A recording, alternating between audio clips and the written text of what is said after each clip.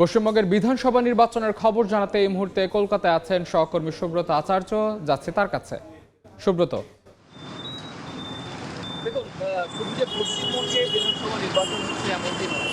ভারতের জাতীয় নির্বাচন কমিশন কিন্তু এই বৃহত্তম গণতান্ত্রিক শীর্ষ আরও 4টি রাজ্যে, একটি কেন্দ্রশাসিত এবং 3টি রাজ্য অর্থাৎ কেরল, আসাম এবং তামিলনাড়ু, এই 3টি রাজ্য কিন্তু এবং পুদুচেরি, এই 4টি রাজ্যে এবং একটি কেন্দ্রশাসিত বিধানসভা এলাকায় কিন্তু একই রকমভাবে বিধানসভা নির্বাচন দায়িত্ব ভার গ্রহণ করেছে নির্বাচন কমিশন। কিন্তু দেখা যাচ্ছে যে শুরু থেকেই নির্বাচনের নির্ঘণ্ট প্রকাশের পর থেকেই বিধানসভা নির্বাচনকে নিয়ে হতে হয়নি। এর একটি কারণ, সেটি হচ্ছে যে এখনো পর্যন্ত আপনি জানেন যে এপ্রিলের 23 এবং 29 তারিখ 2 দফায় পশ্চিমবঙ্গে বিধানসভা নির্বাচন অনুষ্ঠিত হবে এবং এই নির্বাচনের মধ্য দিয়েই আগামী 5 বছর পশ্চিমবঙ্গে তৃণমূল কংগ্রেস শাসন ধরে রাখবে, নাকি অন্য কোনো রাজনৈতিক দল বা তার প্রধান প্রতিপক্ষ বিজেপি প্রথমবারের মতো ক্ষমতায় আসবে, সেটি নির্ধারণ করা হবে।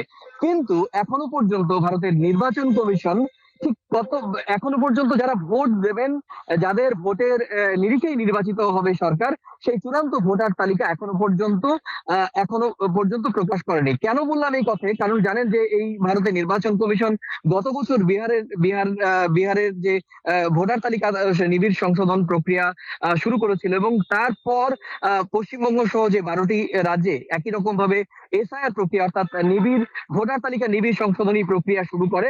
সেই প্রক্রিয়া কিন্তু বাকি রাজ্যগুলোতে শেষ হয়ে গেল, এখনো পর্যন্ত পশ্চিমবঙ্গে সেটি বিদ্যমান রয়েছে। খসড়া এবং চূড়ান্ত খসড়া তালিকা প্রকাশ হয়েছে এবং নির্বাচন কমিশনের ভাষায় চূড়ান্ত ভোটার তালিকাও প্রকাশ হয়েছে।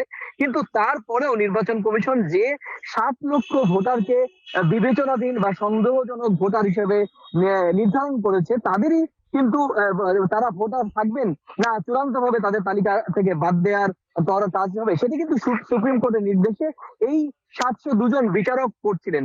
যেটি কিন্তু আমরা দেখা গিয়েছে যে গত পরশুদিন রাতে পশ্চিমবঙ্গের মালদায় কালিয়াচকে যে ঘটনা ঘটেছে, বিচারকরা যখন 7 জন বিচারক যখন এই ভোটার তালিকার যারা সন্দেহভাজন ভোটার তাদের নামের যে খুঁটিনাটি বিষয়ে কাগজপত্র দেখছিলেন, তখনই তাদের আটকের ঘটনা ঘটে এবং তাদের উপর কিন্তু হামলাও করা হয় এবং যেটি নিয়ে কিন্তু পুরো রাজ্য রাজনীতি এই মুহূর্তে ভোটের মুখে যে উত্তাপ ছড়িয়েছে, সেটি কিন্তু নির্বাচন কমিশনকে নয়, রাজ্য প্রশাসনকেও কিন্তু ব্যস্ত করেছে।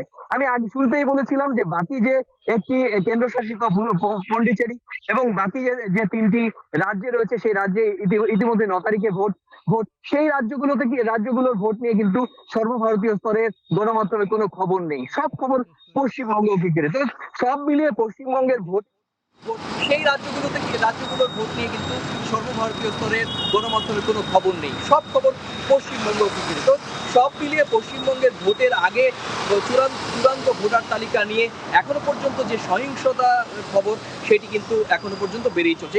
এই ছিল আমার কাছে পশ্চিমবঙ্গের ভোট সংক্রান্ত আমার কাছে থাকা সবশেষ তথ্য। কলকাতা থেকে ভারতের বিধানসভা নির্বাচনের সবশেষ খবর জানাচ্ছিলেন সহকর্মী সুব্রত আচার্য।